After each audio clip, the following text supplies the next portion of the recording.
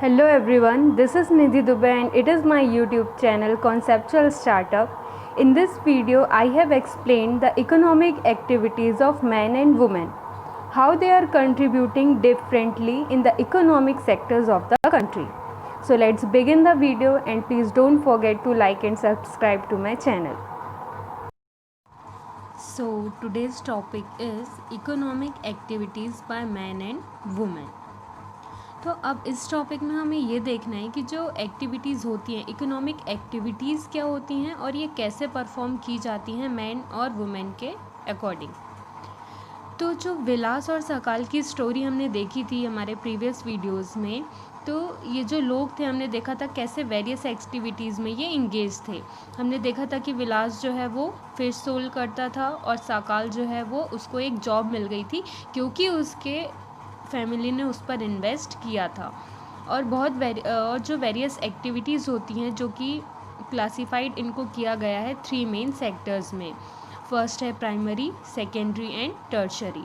तो जो primary sector होता है इसमें इंक्लूड होता है agriculture, forestry, animal husbandry, fishing, poultry farming, mining and quarrying. Manufacturing is also included in the secondary sector. तो प्राइमरी फैक्टर में क्या क्या इंक्लूड है? एग्रीकल्चर से रिलेटेड वर्क इंक्लूड है। और सेकेंडरी सेक्टर में क्या है? मैन्युफैक्चरिंग। अब जैसे कि हमने कोई चीज़ ली फॉरेस्ट से, मतलब कि हमने वुड ली, तो अब उससे हमें अगर फर्नीचर बनाना है तो जो वुड ले जा करके वहाँ जो फर्नीचर है वहाँ पे जो ये बनेंगे, तो ये जो मैन्युफैक्चरिंग का काम होगा ये आ जाएगा सेकेंडरी सेक्टर में। फिर अब जब वो फर्नीचर बन के तैयार हो जाएगा तो उसको अब हमें मार्केट में भेजना पड़ेगा सेल करने के लिए। तो जो ट्रेड, ट्रांसपोर्ट और कम्युनिकेशन यहाँ पे यूज़ होते हैं, बैंकिंग, एजुकेशन और बाद में ये जो health, tourism services, insurance etcetera, ये सारी चीज़ें जो हैं ये आती हैं टर्शरी सेक्टर में। ठीक है, तो ये 3 सेक्टर्स में इनको बांटा गया है जो कि इनका जो पार्टिसिपेशन है इकोनॉमी में, कंट्री की इकोनॉमी में होता है। तो जो एक्टिविटीज़ हैं इन सेक्टर की, ये क्या करती हैं? Production of goods and services. यहाँ पे हमको गुड्स का प्रोडक्शन और सर्विसेज का प्रोडक्शन यहाँ पे देखने को मिलता है। ये जो एक्टिविटीज़ हैं ये वैल्यू ऐड करती हैं हमारी नेशनल इनकम में। अब जितने भी लोग ये 3 सेक्टर्स में काम में लगे हुए हैं तो सबको इनकम हो रही है, तो ये जो इनकी इनकम है ये हमारे नेशनल इनकम में क्या होती है? ऐड होती है। तो ये सारी जो एक्टिविटीज़ हैं ये कहलाती हैं इकोनॉमिक एक्टिविटीज़। इकोनॉमिक एक्टिविटीज़ जो है इसके 2 पार्ट्स होते हैं, मार्केट एक्टिविटीज़ और नॉन मार्केट एक्टिविटीज़। अब अगर हम एक एग्ज़ाम्पल देखें कि जो वुड कटर है, अगर उसने वुड ली और अगर उसने जहाँ जो मैन्युफैक्चरिंग का काम होना है, फर्नीचर बनना है, वहाँ पे ले जाके सेल कर दी, तो ये होगी एक मार्केट एक्टिविटी। बट अगर इसकी जगह वो वुड कट करके ले जाए और अपने घर में यूज़ कर ले उसको एज अ फ्यूल, तो ये नॉन मार्केट एक्टिविटी में आएगी, क्योंकि इससे तो उसको कुछ पे ही नहीं हो रहा है, मतलब इससे वो कुछ नहीं कमा रहा है। तो ये होगा क्या? Non market activities. ये जो मार्केट एक्टिविटीज़ होती हैं इनमें इन्वॉल्वमेंट होता है लोगों का जो कि परफॉर्म करते हैं, जो कि अपना काम करते हैं और एक्टिवली वहाँ पे अपनी परफॉर्मेंस देते हैं जिससे उनको प्रॉफिट होता है। तो इसमें इंक्लूड होता है कि प्रोडक्शन ऑफ गुड्स जो हो रहा है या फिर जो सर्विसेज का प्रोडक्शन हो रहा है, इसमें गवर्नमेंट सर्विसेज भी इंक्लूड होती हैं। और नॉन मार्केट एक्टिविटीज़ वो हैं जिसमें प्रोडक्शन होता है सिर्फ सेल्फ कंजप्शन के लिए, खुद की ज़रूरत को पूरा करने के लिए ही जो प्रोडक्शन हो रहा है वो आता है नॉन मार्केट एक्टिविटीज़ में। तो ये सारी जो चीज़ें हैं, ये जो कंजप्शन हो रहा है, जो प्रोसेस है ये प्राइमरी प्रोडक्ट की, तो ये ओन अकाउंट प्रोडक्शन जो है ये आता है फिक्स्ड असेट्स में, मतलब जो चीज़ें दूसरों के काम में आ रही हैं।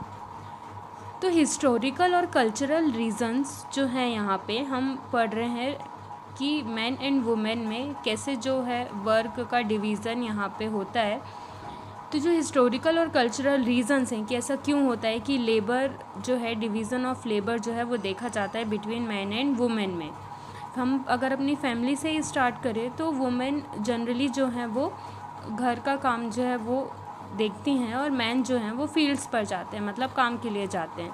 तो सकाल की मदर जो है शीला वो फूड कुक करती हैं, क्लीन करती हैं, यूटेंसिल्स मतलब घर का जितना भी काम है वो करती हैं और अपने बच्चों को भी वो देखती हैं।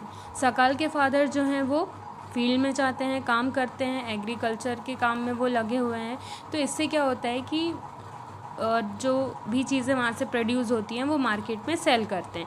इससे क्या होता है कि ये लोग क्या करते हैं, अपनी फैमिली के लिए अर्न करते हैं, पैसे कमाते हैं। फिर शीला जो है उसको इस काम के पैसे नहीं मिलते। अब यहीं पे अगर हम डिफरेंस देखें तो ये उसके फादर जो हैं वो फील्ड पे जाते हैं जिसके लिए उनको पैसे मिलते हैं, जिसके लिए वो पेड हैं। बट शीला जो है जो घर का काम करती है उसके लिए वो पेड नहीं है। ठीक है, तो ये क्या है, कल्चरल रिचुअल्स है और घर का काम करने में यहाँ पे ऐसा कोई भी रिचुअल्स नहीं है कि उसको पे किया जाएगा, पैसा दिया जाएगा। बट अगर यहीं पे अगर हम कोई मेड लगाते हैं, कोई काम करने वाले को लगाते हैं तो उसको हमें पे करना पड़ेगा, चाहे वो खाना बनाने के लिए हो, चाहे वो बर्तन साफ़ करने के लिए हो। तो ये जो सर्विसेज हैं ये क्या लाती हैं, जो बूटा है वो मनी अर्न करते हैं। तो जिससे क्या होता है कि ये स्पेंड करते हैं फैमिली में। वुमेन जो हैं वो उनको पे नहीं किया जाता क्योंकि उनकी जो सर्विस है वो अपनी ही फैमिली के लिए होती है, इसलिए।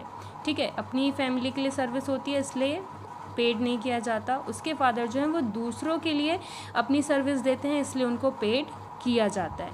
तो जो हाउस होल्ड वर्क है वो वुमेन ही करती हैं और जो ये वुमेन काम करती हैं और जिसके लिए उनका कोई भी रिकॉग्नाइजेशन नहीं होता है नेशनल इनकम में। फिर नेक्स्ट जो हमने देखा था कि विलास की जो मदर थी वो अर्न करती थी इनकम बाय सेलिंग फ़िश। तो जो वुमेन है जो कि पेड होती हैं अपने वर्क के लिए और जब वो एंटर करती हैं लेबर मार्केट में तो उनकी जो अर्निंग है जो उनको मेल काउंटर पार्ट जो है वो वहाँ पे देखने को मिलता है in the basis of education and skill. तो सबसे मेन इम्पॉर्टेंट पार्ट है हमारी एजुकेशन।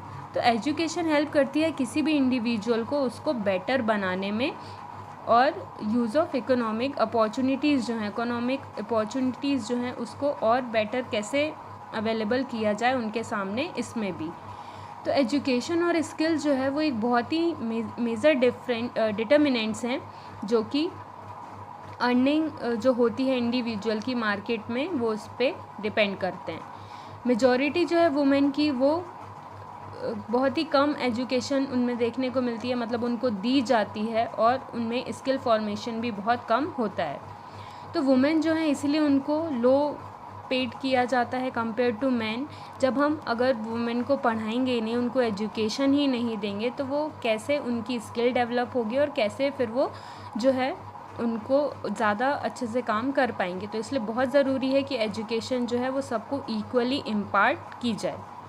तो बहुत सारी जो वुमेन हैं वो वर्क करती हैं जहाँ पर जॉब सिक्योरिटी बिल्कुल भी नहीं दी जाती है। बहुत सारी एक्टिविटीज़ जो हैं, लीगल प्रोटेक्शन जो है वो वहाँ पे नहीं होता है। एम्प्लॉयमेंट जो है इस सेक्टर में वो इरेगुलर होता है और बहुत ही कम इनकम दी जाती है।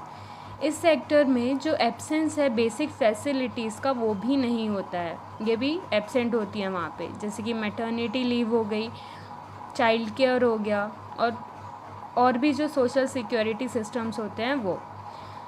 तो इसीलिए जो वुमेन है जिनके पास हाई एजुकेशन है और जिनके पास स्किल्स अच्छी है उनको पे किया जाता है।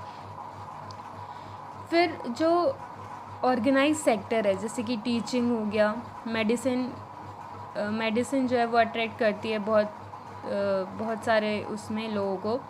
तो कुछ जो वुमेन है वो एंटर होती हैं एडमिनिस्ट्रेटिव सेक्टर में और कुछ सर्विसेज इंक्लूडिंग जॉब में।